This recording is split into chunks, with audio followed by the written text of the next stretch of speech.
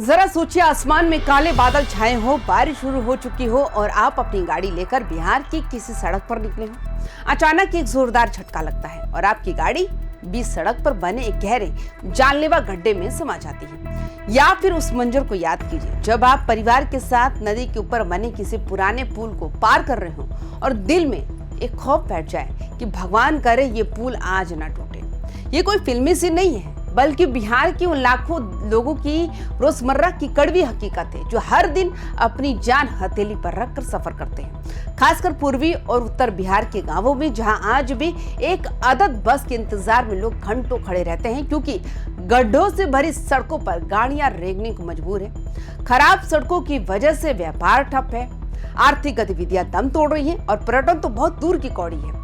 लेकिन इसी बदहाली के बीच पटना के मुख्यमंत्री सचिवालय से अचानक ऐसी खबर आती है जो पूरे प्रशासनिक अमले को हिलाकर रख देती है। मुख्यमंत्री सम्राट चौधरी ने बिना किसी पूर्व सूचना के पथ निर्माण विभाग की एक ऐसी महाबैठक बुला ली जिसने विभाग के अफसरों की नींदें उड़ा दी। लोक सेवा आवास के संकल्प सभागार में जब सारे रसूखदार इंजीनियर और सचिव सामने बैठे तो फाइलों के पन्ने पलटे जाने लगे और एक एक अटकी हुई परियोजना का कच्चा चिट्ठा टेबल पर आ गया। अब पूरा सुबह सिर्फ कुछ बुनियादी और चुभते हुए सवालों के जवाब जानना चाहता है। क्या सम्राट चौधरी का ये कड़ा तेवर इस बार वाकई बिहार की सड़कों की तकदीर बदल पाएगा? क्या हर साल ताश के पत्तों की तरह ढहने वाले पुल इस बार सुरक्षित रह पाएंगे?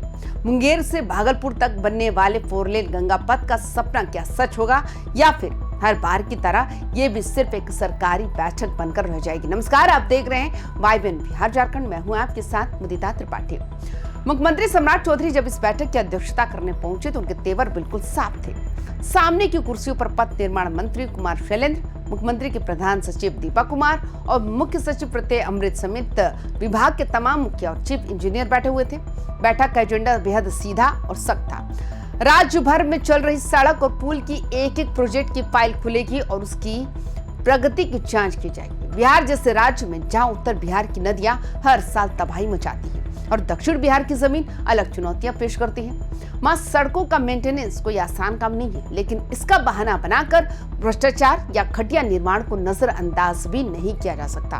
मुख्यमंत्री ने भरी बैठक में अधिकारियों को कड़े शब्दों में आगाह किया कि सड़क और पुल बनाने के काम में क्वालिटी और सेफ्टी यानी गुणवत्ता और सुरक्षा के साथ किसी भी स्तर पर रत्ती भर का भी समझौता बर्दाश्त नहीं किया जाएगा। इसका सीधा मतलब ये है कि अब वो दिन हवा हो गए जब बड़े बड़े ठेकेदार अफसरों से साठ गांठ करके मिट्टी और घटिया डामर मिलाकर सड़कें पास करा लेते थे और मलाई खाकर गायब हो जाते। अक्सर देखा गया है कि बिहार में करोड़ों की लागत से नई सड़क बनती है और पहले ही बारिश में उसकी गिट्टियां बिखर जाती है। जनता टैक्स का पैसा देती है और ये बदले में उसे घट्टे मिलते हैं। सरकार का ये नया रुख इसी पुराने ढर्रे को बदलने की कोशिश है, जहां खराबी आने पर जिम्मेदारी सीधे इंजीनियरों और ठेकेदारों की सिर मढ़ी जा रही है। अमूमन जब सचिवालय में बैठे बड़े बाबू लोग सड़कों के प्रोजेक्ट तैयार करते हैं तो उनके लिए वो सिर्फ नक्शे पर खींची कुछ लकीरें और बजट के आंकड़े होते हैं। लेकिन जमीनी हकीकत में एक आम इंसान के लिए सड़क सिर्फ पत्थर और डामर का टुकड़ा नहीं होती, वो उसकी जिंदगी की लाइफलाइन होती है। मुख्यमंत्री ने इस बात को बहुत ही संवेदनशीलता के साथ रेखांकित किया कि राज्य की जनता को सुरक्षित और गड्ढा मुक्त सफर देना इस सरकार की सबसे बड़ी और टॉप प्रायोरिटी है।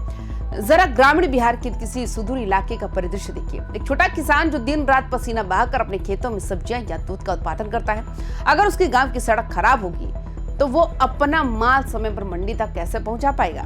नतीजा ये होता है कि उसकी फसल रास्ते में ही खराब हो जाती है और उसे घाटा सहना पड़ता है। इसी तरह जब गांव का कोई छात्र शहर के बड़े कॉलेज में पढ़ने का सपना देखता है तो खराब सड़कों की वजह से उसका आधा वक्त और ऊर्जा बस सफर की थकान में ही खत्म हो जाती है।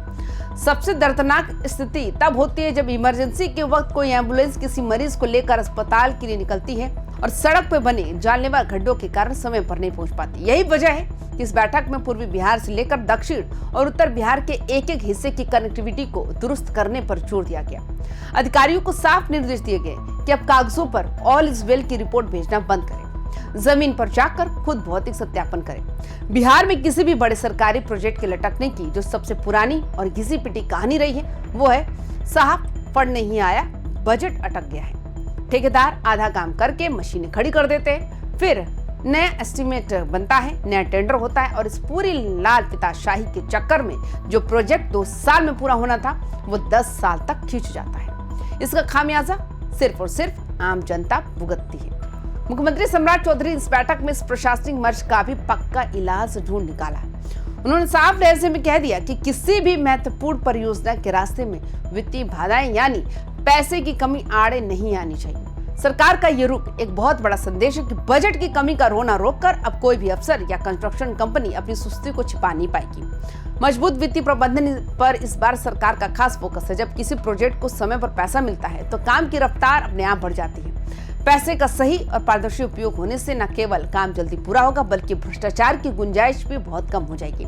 अब जब सरकार ने खुद खजाने का मुंह खोलने और उसकी पाई पाई का हिसाब रखने की बात कही है तो अधिकारियों के पास अब काम जो है वो टालने का कोई भी बहाना बाकी नहीं रह गया। बिहार की राजनीति और इंफ्रास्ट्रक्चर में पिछले कुछ समय में जिस एक चीज में सबसे ज्यादा बदनामी कराई है वो है पुलों का अचानक भरभरा कर गिर जाना। कभी उद्घाटन से पहले पुल का हिस्सा नदी में समा जाता है तो कभी बरसों पुराना पुल भारी गाड़ियों का बोझ नहीं सह पाता। ये सिचुएशन न सिर्फ सरकारी पैसे की बर्बादी है बल्कि सीधे सीधे इंसानी जान के साथ खिलवाड़ है। इस गंभीर खतरे को भांपते हुए मुख्यमंत्री ने एक ऐतिहासिक फैसला लिया है। अब राज्य के सभी छोटे बड़े और पुराने पुलों का एक रेगुलर सुरक्षा ऑडिट यानी सेफ्टी ऑडिट कराया जाएगा। इसके तहत इंजीनियरों और स्ट्रक्चरल एक्सपर्ट्स की एक विशेष टीम गठित की जाएगी जो समय समय पर हर पुल के पायों, उसकी कंक्रीट की ताकत और उसकी लोड सहने की क्षमता की वैज्ञानिक जांच करेगी।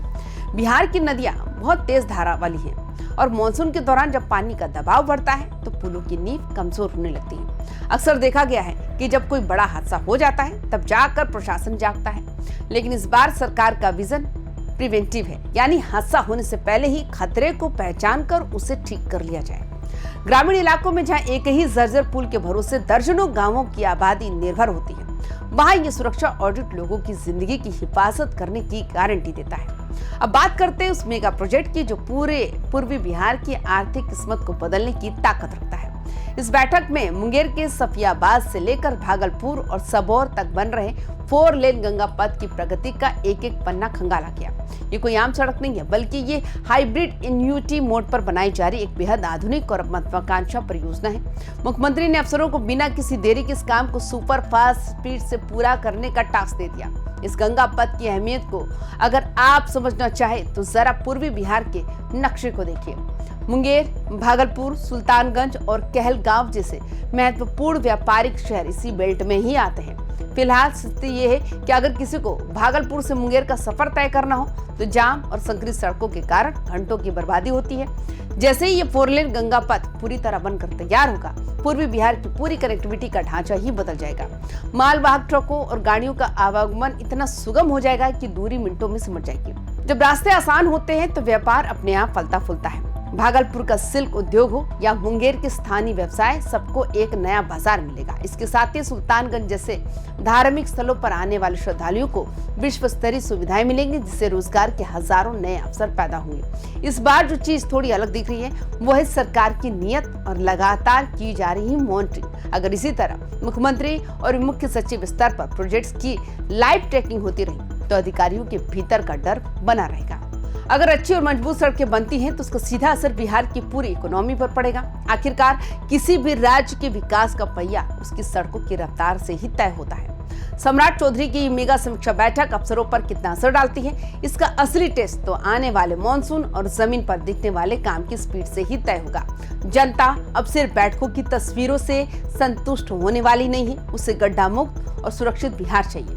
इस पूरे घटनाक्रम पर आपके अपने जिले या गांव की सड़कों की इस वक्त क्या हालत है, हमें नीचे दिए गए कमेंट बॉक्स में अपनी राय जरूर बताएं। आपको क्या लगता है कि इस बार बिहार की सड़कें वाकई बदल पाएंगी? क्या आपको क्या लगता है कि इस बार बिहार में कोई भी पुल नहीं गिरेगा? तो वीडियो को लाइक करें, शेयर करें और हमारे चैनल को सब्सक्राइब करना ना भूलें। नमस्कार।